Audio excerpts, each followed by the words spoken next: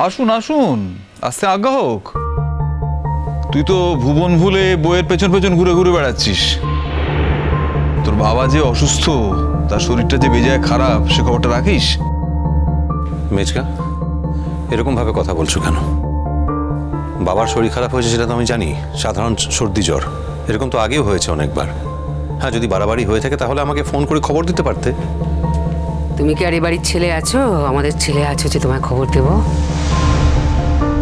তুমি তো তোমার বাড়ি ঘর, আত্মীয় স্বজন, বাবা মা সবাইকে ভুলে ওই মেয়েটার পায়ে আত্মসমর্পণ করেছো। থানা, পুলিশ, কোর্ট কাছারি, বাড়িতে তো কিছুই বাদ যায়নি ওকে বিয়ে করার পর থেকে। বাবার শরীরটা এখন কেমন আছে মা?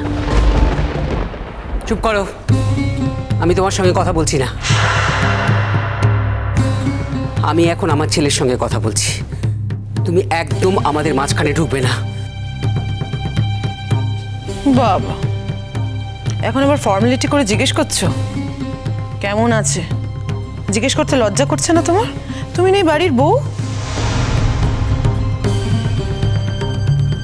তাহলে বাড়ির বউ হিসেবে আমাকে স্বীকার করলে মেজমা?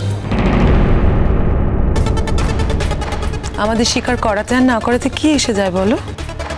এই বাড়িতে এসে যখন গেঁড়ে বসেছো, এক মাথা সিঁদুর পরে ঘুরে বেড়াচ্ছ, অঙ্কুরও তোমার সাথে সাথে ঘুরে বেড়াচ্ছে, আমাদের স্বীকার করা না করাতে কি এসে যায় বলো না? তুমি তুমি তো শেয়ানা মেয়ে না, কি করে কি করতে হয় তুমি ঠিক বুঝে গেছো।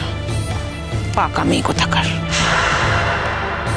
মেজমা, আমরা সবে কোর্ট থেকে ফিরলাম, আর কোর্টের অভিজ্ঞতা যে সবসময় সুখকর হয় না সেটা কথা তুমি জানতে না। জানলে ওর সঙ্গে তুমি এরকম ব্যবহার করতে না, আশার সঙ্গে সঙ্গে এরকম কথা শোনাতে না।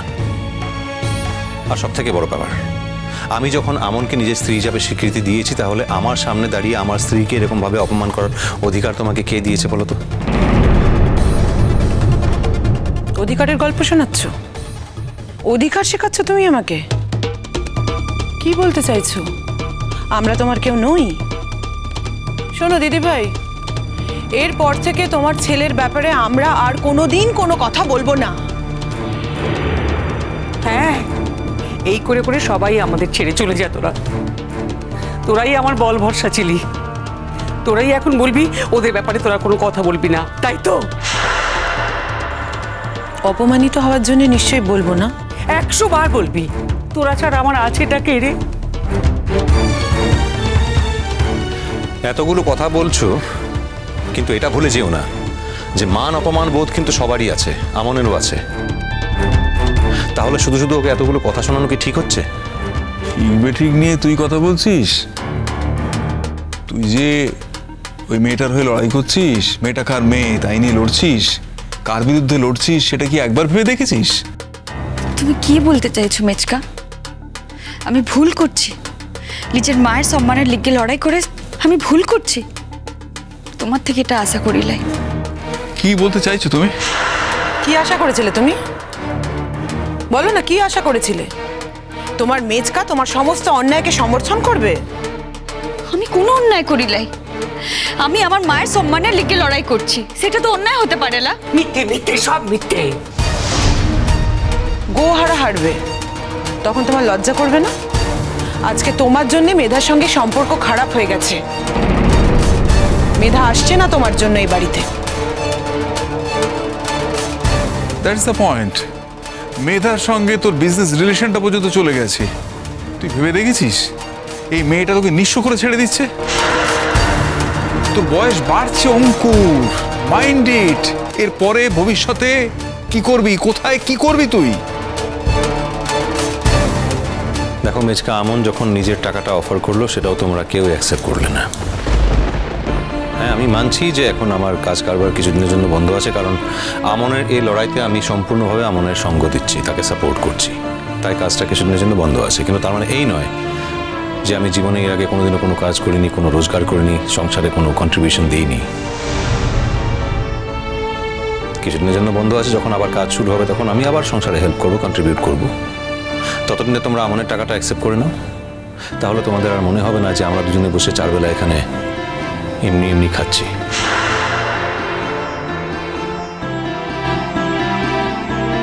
অঙ্কুর, কি বলছিস তুই? কি সব বলে যাচ্ছিস তখন থেকে? কাকার সামনে কি বলছিস তুই? এসব কথা তো কোনোদিন তোর মুখে আসেনি। কে তোকে শেখাচ্ছে এসব কথা? বুঝতে পারছো না ঠাকুরপো কোত্থেকে শিখছে?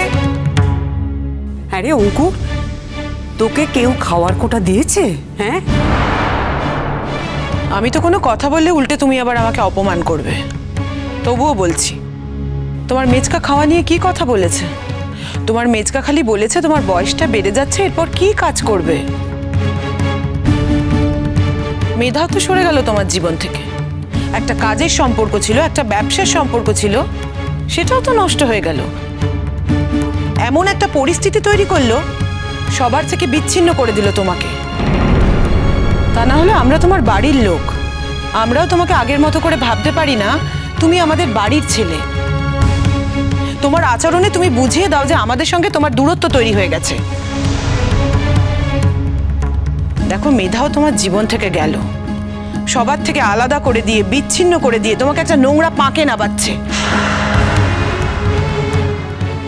আমার একটা মাত্র ছেলে, আমার যদি আরো ছেলে বলে থাকতো আমার হয়তো এত দুঃখ থাকতো না। একটা ছেলের মাথা ওই মেয়ে চিবিয়ে খাচ্ছে। আমি কোনো কচি ছেলে নই মা, যে অন্য কেউ এসে আমার মাথা চিবিয়ে খাবে। আমি কিন্তু রাঙাবাবুকে আমার সাথে কোর্টে যেতে বলিলে, আর মিধা দিদির ব্যবসার সম্পর্কটাতেও বাধা দিলে। আমি জানি এটা আমার একার লড়াই, আমাকে একাই লড়তে হবে। তাই আমি কাউকেই কিচ্ছু বলিলে। যারা কোর্টে যেছে নিজের ইচ্ছাতে গেছে। রাঙাবাবু তোকে বারবার বারণ করেছিলাম না আমার সাথে কোর্টে যেতে হবে না, নিজের কাজে মন দে। সেটা সম্ভব নয় এমন। তুমি আমার স্ত্রী, বলে যেও না। আর তোমার যে কোনো বিপদের সময় তোমার পাশে থাকাটাই আমার ধর্ম। যদি প্রমাণ হয়ে যায় ও মিথ্যে কথা বলছে, তখন তুই কি করবি? যদি কোনোভাবে প্রমাণ হয় যে আমন যে কথাটা বলছে, যার জন্য লড়ছে, সেটা মিথ্যে, তাহলে জেনে রাখো, এই জীবনে আমনের সঙ্গে আমার আর কোনো সম্পর্ক থাকবে না।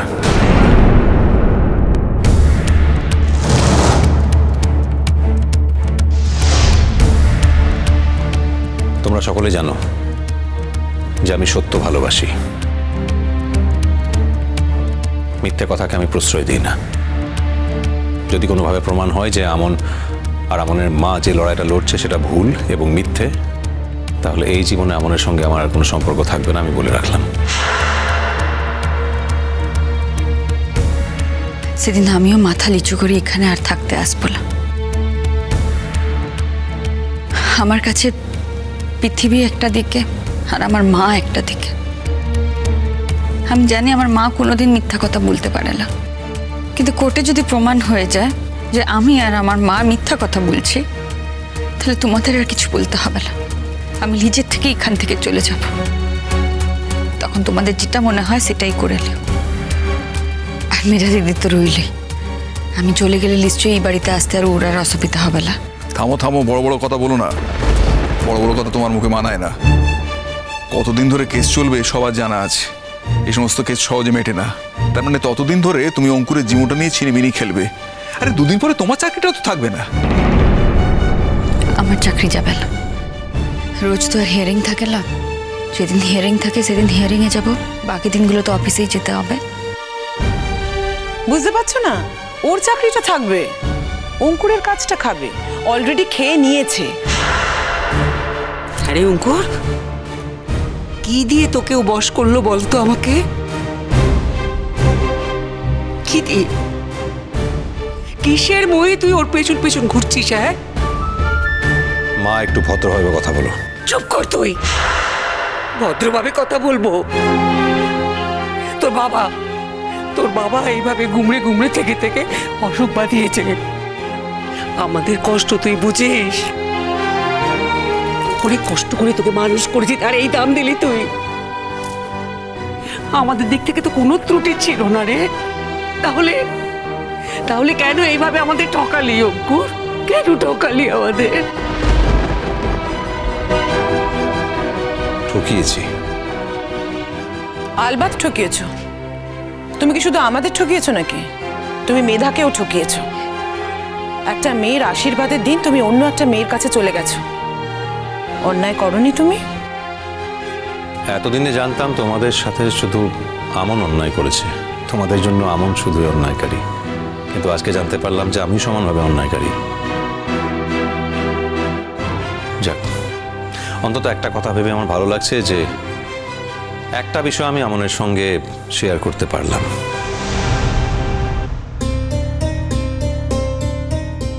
আমি একটা কথা বলছি তোকে, তুই কথার পিঠে কথা সাজিয়ে কথাটাকে বাড়াবার চেষ্টা করিস না। সেটা না করে বরঞ্চ নিজের বাবার কথাটা ভাব। তোর বাবা সত্যি অসুস্থ, তুই তার একমাত্র ছেলে। আরে সারা পরিবারের প্রতি কর্তব্য দায়িত্ব এড়িয়ে শুধু মেয়েটার পেছন পেছন ঘুরে বেড়াচ্ছিস।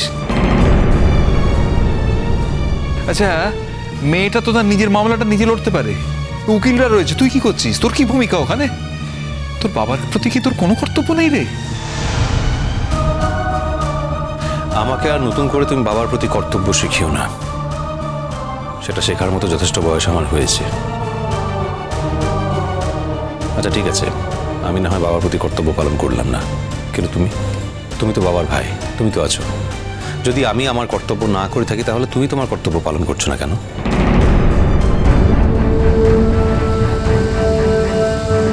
ঠাকুরপো, আর কোনো কথা বলবে? মুখে মুখে কেমন কথা বলছে, দেখতে পাচ্ছ তো? প্রত্যেকটা কথার পিঠে কথা বলে ও বুঝিয়ে দিচ্ছে ওর কথাগুলো কত দামি, আর আমাদের কথার কোনো মানে নেই, কোনো মানে নেই। আর কি বলবে বলো? আর কি বলতে চাও? আর কিচ্ছু বলে কোনো লাভ নেই মেজো ঠাকুরপো, কোনো লাভ নেই, বুঝেছো? সে তো অনেক আগেই বুঝে গেছি বৌদি।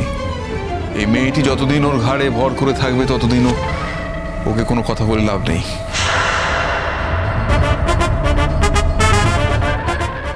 বুড়া শিবের কৃপায় যখন রাঙাবাবুর সাথে আমার বিহাটা হয়েছে, এই বিহাটা তো ভাঙতে পারে না। হ্যাঁ, আমি সারা জীবনে রাঙাবাবুর ঘাড়ে চিপে থাকবো। তো সারা জীবন কি তোমরা রাঙাবাবুকে বলবে ও ভুল করেছে?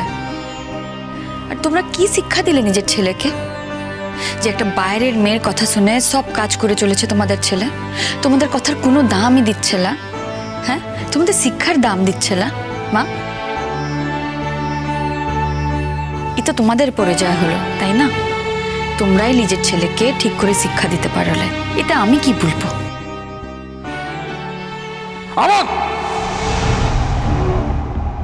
সত্যি কথা বললে বড্ড গায়ে লাগে, তাই না মেজকা?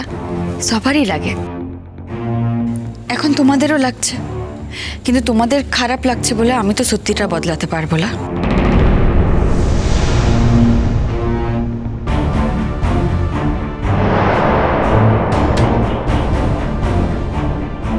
সবকিছুরই একটা শেষ আছে, কিন্তু আমনকে অপমান করার ক্ষেত্রে আমি কোনো শেষ দেখতে পাচ্ছি না তোমাদের। সকলকে আবার বলছি, প্লিজ এবারে থামো একটু। আমনকে আর অপমান করতে চেও না তোমরা। আমনের অপমানে তোর গায়ে খুব কাটা বিঁধছে, তাই না? আমনের অপমানটা তোর খুব নজরে পড়ে, কিন্তু এই পৃথিবীতে আর কারোর অপমান তোর নজরে পড়ে না। তাহলে এই বাড়ি থেকে অপমানিত হয়ে একটি মেয়ে চলে গেছিল, তার নাম মেধা, তার অপমানটা তোর বুকে বাজেনি তো? আচ্ছা, তুই এখন মেধার বাবার বিরুদ্ধে কোর্টে লড়াই করতে যাবি, সেখানে সাক্ষী দিতে যাবি, তারপরও মেধা স্বতঃস্ফূর্তভাবে এই বাড়িতে আসবে বলে তোর মনে হয়? এইটা কি কখনো ভেবে দেখেছিস? কি ভাববে ও ঠাকুরপো? বাবার মতো ওর কোনো মন নেই? ও কি আমাদের ছেলে আছে? আর আশা ভরসা সব হারিয়ে গেছে, সব হারিয়ে গেছে অঙ্কুর। ভেবেছিলাম তুমি এই বাড়ির বড় ছেলে, তুমি সব কিছু সামলে রাখবে, ঠিক করে রাখবে, কিন্তু না, আমাদের সবাইকে তুমি আশাহত করছো। তুমি অঙ্কুর, তুমি। একদিন তোমরা ঠিক সব কথার উত্তর পেয়ে যাবে। মুখে বলে তো সবসময় উত্তর দেওয়া হয় না, সময় এলে আমি কাজে উত্তর দেব।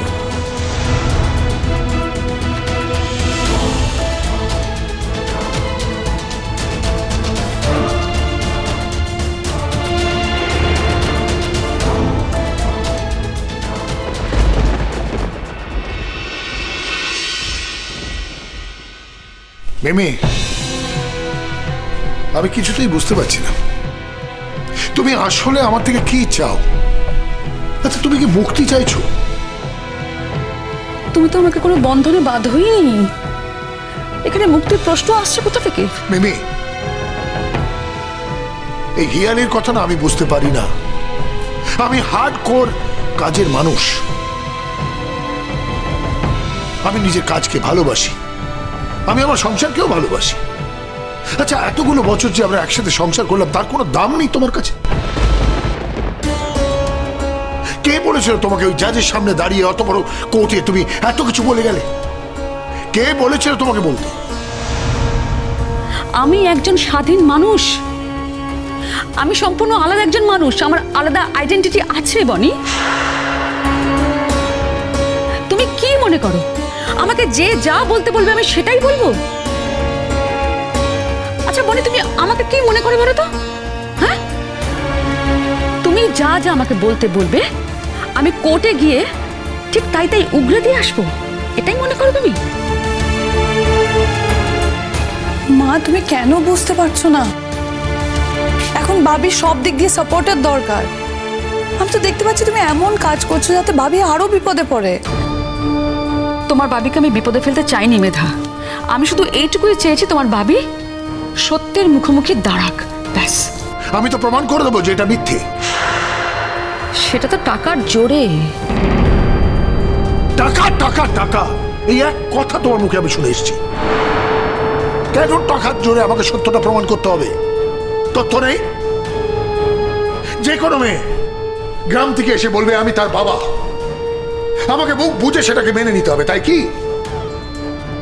আইন নেই যে যেটা দাবি করবে সেটা আমাকে মেনে নিতে হবে।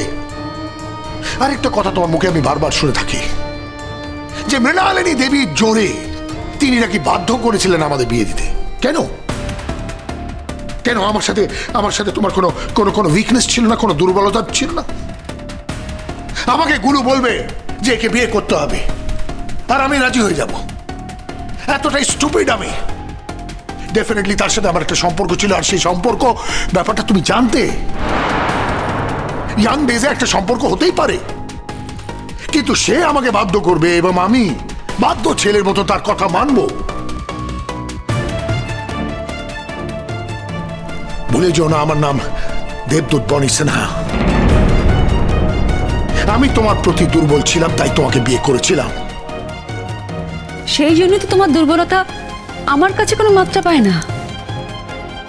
একটা মানুষ একই সঙ্গে যদি দুজনের প্রতি দুর্বল হয়ে যায় না বনি, তার প্রতি আর যাই হোক আমার তো তার লয়্যালটির উপরে বিশ্বাস কোনোদিনও আসবে না। আশ্চর্য লাগছে আমার মেয়ে, আশ্চর্য লাগছে। মনে হচ্ছে অতীতের সব কথা তুমি ভুলে গেছো বা মনে রাখতে চাইছো না। স্পষ্টভাবে তুমি জানতে যে গুলুর সাথে আমার একটা সম্পর্ক আছে, এবং এটাও জানতে পেরেছিলে যে আমি তোমার প্রতি দুর্বল ছিলাম।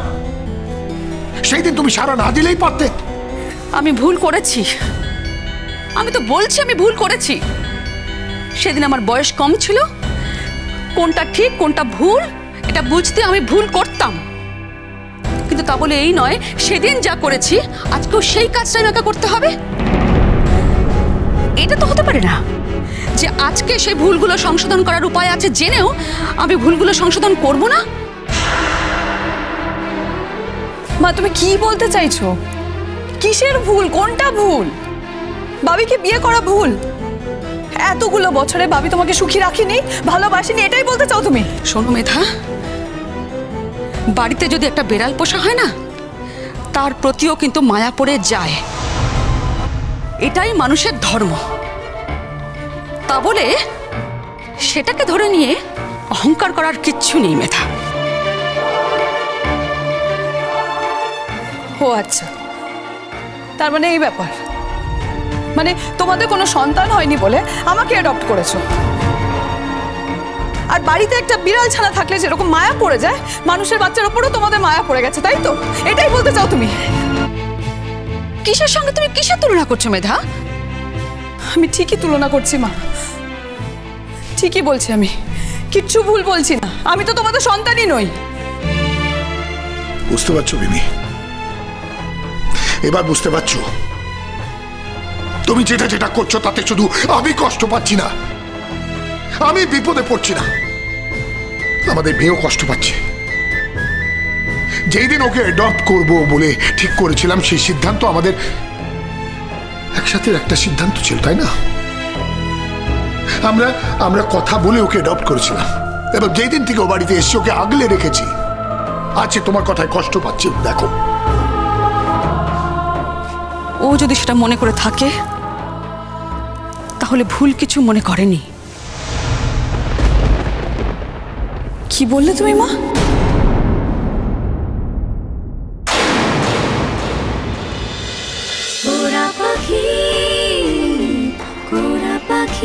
চলো চলো চলো চলো চলো পাল্টাই।